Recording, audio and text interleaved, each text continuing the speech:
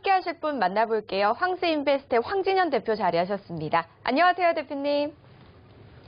반갑습니다. 황진현입니다. 오늘은 부동산 투자의 끝이라고 할 수 있죠. 일명 꼬마 빌딩이라고 불리는 그 소형 상가 건물에 대해 준비를 한번 해봤습니다. 오늘도 힘이 되는 정보 드리겠습니다. 네, 이번 주 주제 꼬마 빌딩이라고 합니다. 기대해 보겠습니다.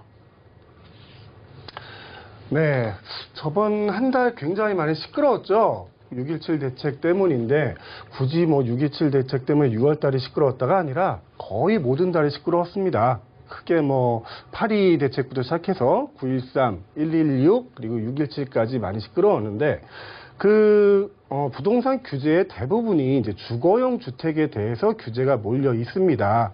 그래서 주택에 대한 투자, 그러니까 일명 갭 투자였죠. 예전에는 사놓고 오르길 기다리고 지금 바로 수익이 안 나도 버틸 수 있는 그런 투자가 진행이 됐었는데 이제는 제가 누누이 말씀드리다시피 부동산을 보유한다는 거는 보유하는 능력이 있어야 됩니다. 그래서 부동산 자체에서 수익이 나야 돼요. 수익이 나는 그런 수익형 부동산 투자로 이제 트렌드가 변하고 있다라고 말씀드리고 싶고요.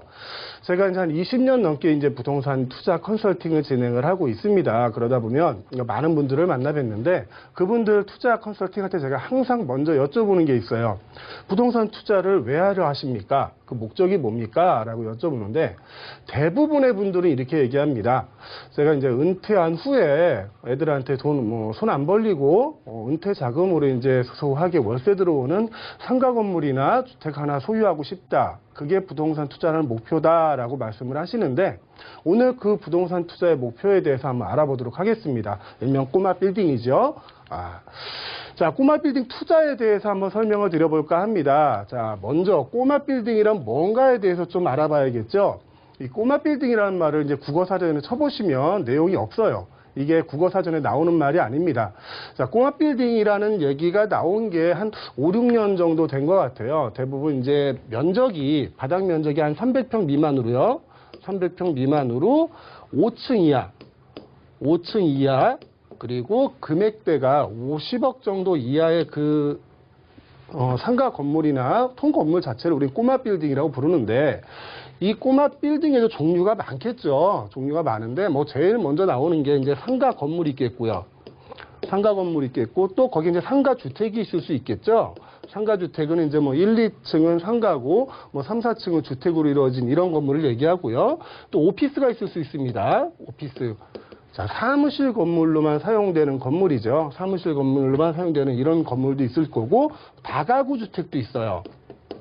다가구 주택도 이런 꼬마 빌딩의 범주에 들어가게 됩니다. 또 거기에 이제 원룸이나 투룸 건물 자체도 있죠. 원룸이나 투룸 건물 자체도 있고 이제 다세대 주택에 대한 건물 자체도 이제 꼬마 빌딩의 범주에 속하게 됩니다. 자, 보시면 이제 상업용 건물과 주거용 건물 자체를 통 건물로 얘기할 때는 거의 다 이제 꼬마 빌딩이란 말을 쓰게 되는데 많이 헷갈려 하시는 게 이걸 거예요. 이제 다가구 주택과 다세대 주택이에요. 자, 편하게 말씀을 드리면 다가구 주택은 등기가 하나입니다. 등기가 하나예요. 주인이 한 명이란 얘기죠. 여러 가구가 살고 있고 방마다 세대주가 다르긴 한데 주인은 한 명이에요. 등기가 하나인 거고 다세대 주택은 다 구분 등기가 나 있는 거예요. 그 집집마다 소유주가 다 다릅니다. 소유주가 다른데 이 다세대 주택을 이 꼬마 빌딩의 범주에 포함을 시키는 거는 이 다세대 주택 전체를 하나의 등기로 만든다는 거겠죠. 우리 흔히 보면 이제 빌라도 한 8세대짜리들 많이 보잖아요. 그 8세대를 다 사는 거예요, 혼자. 다 사가지고 거기 임대로 놓게 되는 거죠. 그러면 이제 다세대 주택 자체도 꼬마 빌딩의 범주에 들어갈 수 있다라고 보시면 될 것 같고요. 다음은, 자, 꼬마 빌딩 주택이 종잣돈부터 모아야 당연한 얘기입니다. 꼬마 빌딩을 하나 살려면요. 대부분 한 10억 정도가 필요해요. 10억 정도의 종잣돈이 필요합니다. 근데 이 10억이란 금액은 이제 서울 전철역 바로 인근이 아니라 이면도로 쪽을 생각하시면 되고요. 서울 전철역 바로 옆에 초역세권 요 정도 보시면 한 30억에서 40억 정도로 생각하시면 돼요. 그리고 강남의 꼬마 빌딩 여길 들어가시려면 한 40에서 50억 정도 생각하시면 될 것 같아요. 근데 대부분 이 10억, 30억, 50억 이게 말이 쉽지 이 금액을 가지고 있는 사람들이 뭐 얼마나 있겠습니까? 그래서 이 종잣돈을 만드는 방법을 우리는 소액 투자로 시작을 했어요. 소액 투자. 소액 투자로서 이 종잣돈을 만들어 갔습니다. 전에 이제 임대사업자를 활성화하고 막 5년, 6년 전만 해도 이랬죠. 그때는 이제 임대사업자를 활용을 해서 소액 투자를 진행을 합니다. 소액 투자가 대부분 한 5천만 원에서 한 1억 정도를 보유하신 분들을 상대로 이제 임대사업자를 그 의무 임대 기간이 있잖아요. 그것까지 계산해서 한 10년 정도 투자 기간을 가지면 1억이 5천만 원에서 1억 이 금액이 10억이 될 수 있다라는 그런 플랜을 짜주고 투자를 진행을 했는데 이제 뭐 임대사업자에 대한 메리트가 많이 없어졌으니까 임대사업자로서 받을 수 있는 혜택을 포기하고 빠른 매매, 단기 매매로 가는 것도 가능하겠죠. 그래서 지금은 이 종잣돈 만드는 방법을 전에 같은 경우 처음에도 말씀드렸다시피 놔두면 가격이 올라가는 거죠. 놔두면 가격이 올라가서 내가 들어가는 비용이 없는 그런 갭 투자로 많이 진행을 했는데 지금은 그것뿐만이 아니라 그 부동산 자체에서도 이제 수익이 나와야 돼요. 수익이 나오는 그런 부동산을 시작해서 그 소액 투자를 시작해서 2년 주기 텀을 해서 한 6년에서 8년 정도면 10억 정도의 종잣돈을 만드실 수가 있습니다. 그런 방법들을 컨설팅 해주는 게 투자 컨설팅이죠. 그래서 이제 꼬마 빌딩을 사시기 위해서는 이제 종잣돈부터 모아야 한다라는 얘기고요. 세 번째는 이렇습니다. 자, 꼬마 빌딩의 입지 분석, 공법 이해는 필수. 자, 빌딩을 매입을 한다는 거는 이제 아파트를 사거나 뭐 다세대주택을 하나 사는 거하고 이제 개념 자체가 달라집니다. 자, 이 입지에 대해서는 이제 두 가지로 나눌 수가 있어요. 첫째, 인구에 대해서 하나 나눠볼 수 있고요. 두 번째는 이제 공법에 대해서 한번 나눠볼 수 있습니다. 자, 인구에 대해서는 제가 몇 차례 말씀을 드린 적이 있는데, 인구는 이제 유동인구하고 상주인구를 알 수 있어요. 자, 유동인구는 말 그대로 흘러가는 인구죠. 전철역 앞이라든가 버스 정류소 앞이라든가 사람들이 많이 다니는, 지나가는 길이에요. 그런 데는 이제 상업용 건물에 대한 투자가 상업용 건물에 대한 투자로 진행되는 게 맞겠죠. 근데 상주 인구가 많은 지역이 있습니다. 주변에 뭐 학교가 잘 돼 있고, 뭐 유치원도 잘 돼 있고, 뭐 그 산책 코스 잘 돼 있고 이런 데는 주거에 대한 니즈가 많아지는 지역이란 말이죠. 이런 상주 인구가 많은 곳에 대해서는 이제 주거용 건물에 대한 투자를 하시는 게 맞을 거예요. 자, 다음은 이제 공법에 대한 얘기를 말씀을 드려야 되는데 이게 워낙 좀 광범위하고 어려운 얘기라 이게 빌딩을 매입을 하신다는 거는 기본적으로 이제 용적률이나 건폐율에 대한 이해는 하신다고 보고요. 그 정도는 기본적으로 알고 계셔야 됩니다. 한번 설명을 드릴게요. 자, 건폐율하고 용적률이라는 거는 이렇습니다. 바닥에 만약에 100평의 땅이 있다고 계산을 해볼게요. 100평의 땅이 있어요. 자, 건폐율이 40%고 용적률이 200%다라고 하는 것은 어떤 식으로 계산이 되냐면, 자, 40%, 땅 100평에 40%만 건물 바닥을 앉을 수 있다는 거예요. 그러니까 건물 바닥이 40평이라는 얘기입니다. 40평이라는 얘기고, 용적률이 200%라는 거는, 자, 100평에 대한 200%, 총 건물을 200평을 올릴 수 있다는 거죠. 총 건물을 200평을 올릴 수 있다는 거는 바닥 면적이 40평인 건물을 5층까지 올릴 수 있다. 이렇게 말씀드리는 게 편할 거예요. 그래서 건폐율이라는 것과 용적률에 대한 것을 기본적으로 이해를 하시고요. 이거 다음에 나오는 게 이제 지구단위 계획구역이죠. 지구단위 계획구역이라든가 뭐 건축법, 주차장법, 뭐 여러 가지 법들이 있습니다. 공법에 나오는 거는. 거기에 나오는 법들의 기본적인 이해는 있으셔야 돼요. 그래야 이 꼬마 빌딩에 대한 투자를 할 수 있습니다. 거기에 대해서 또 나눠지는 게 이제 용도지역이라는 게 나눠지죠. 자, 용도지역을 왜 나눠야 되냐면 이 용도지역에 따라서 내가 건물을 지을 수 있는 평수가 정해지기 때문이에요. 용도지역에 따라서 건물 규모가 달라지고요. 규모가 달라지고 또 거기에 임차할 수 있는 업종이 달라집니다. 업종이 달라져서 이 용도 지역이라는 것을 꼭 알으셔야 되는데 간단하게 기본적으로만 말씀드릴게요. 자, 크게 한 다섯 가지로 나눌 수 있어요. 주거 지역이 있을 수 있고요. 그다음에 이제 공업, 상업, 그리고 농지가 있겠고요. 또 임지도 있겠죠. 자, 크게 이 정도로 나눌 수 있는데, 자, 주거하고 공업하고 상업에는 건물을 지을 수가 있습니다. 대신 뭐 전용 공업지역이라든가 이런 데는 지을 수 없어요. 그땐 중화공업만 들어가니까. 또 일반 상업지역, 중심 상업지역 같은 경우는 땅값이 워낙 비싸기 때문에 이제 꼬마 빌딩으로서 불리기는 이제 금액대가 좀 커지는 그런 경향들이 있을 수 있습니다. 자, 주거지역 같은 경우는 이것도 또 1, 2, 3종으로 나눠져요. 1, 2, 3종으로 나눠지고 뭐 공업지역, 상업지역도 다 나눠지는데 편하게 일종에 대해서는 이제 단독주택들이 들어선다고 생각하시면 될 것 같고요. 2종에 대해서는 이제 근린 상가까지 들어설 수 있다라고 생각하시는 게 편할 거예요. 1층의 상가, 2, 3층 주택, 요 정도로 들어갈 수 있다라고 생각하시면 될 것 같고, 3종부터는 이제 아파트를 지을 수가 있습니다.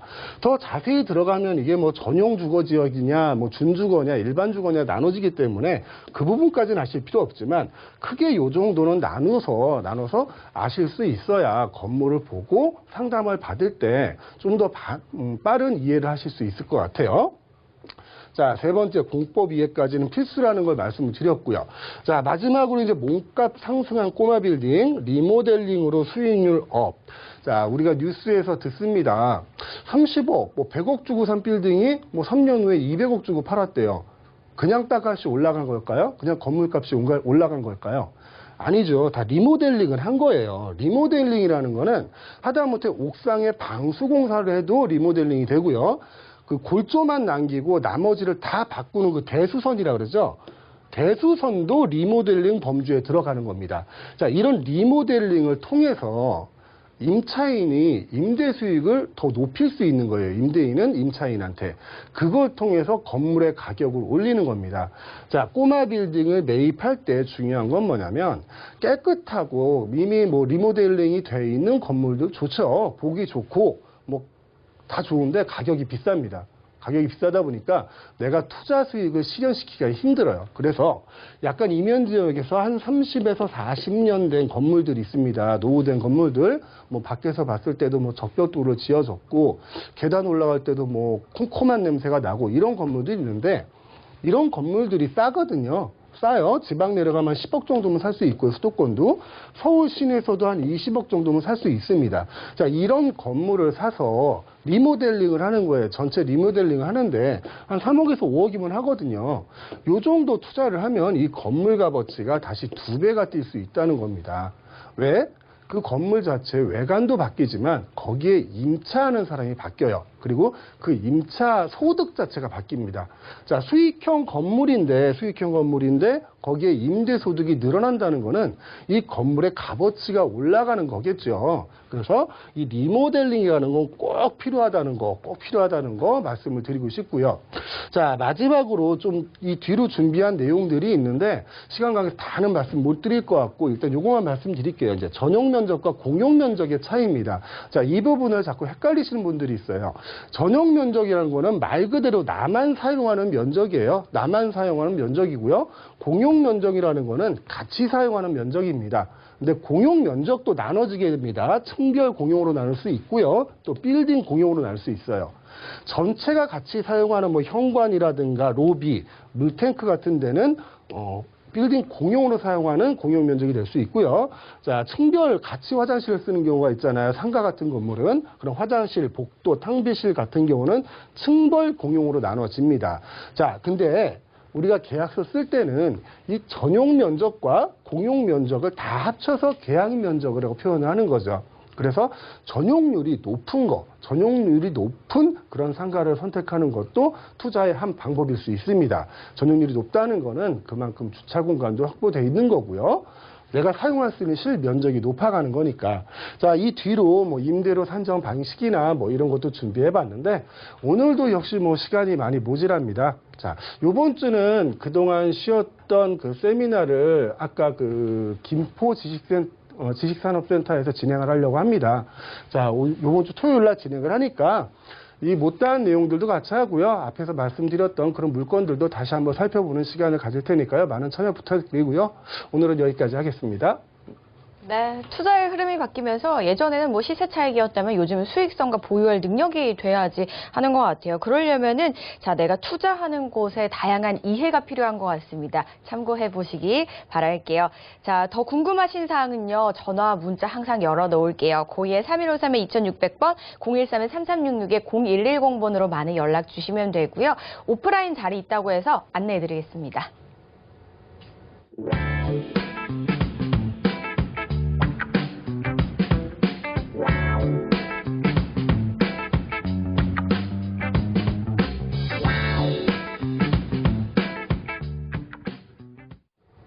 네, 황진현 대표와 함께 다양한 이야기 나눠봤습니다. 좋은 말씀 주신 대표님 인사드릴게요. 고맙습니다. 저희 방송에서 제공하는 정보는 투자 판단에 대한 조언일 뿐 해당 부동산의 가치와 수익률을 보장하지 않습니다. 그리고 저희 방송이 끝난 이후에 홈페이지에서 다시 보기도 가능하시고요. 상담 전화 문자 열려 있으니까요. 많은 연락 부탁드리겠습니다. 저희가 준비한 소식은 여기까지입니다. 시청해주신 여러분 고맙습니다.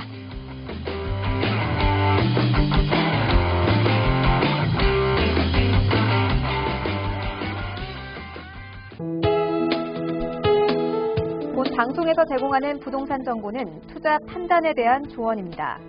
방송에서 제공하는 부동산 물건의 가치, 가격 상승 및 가격 하락에 대해서는 방송사에서 보장하지 않습니다.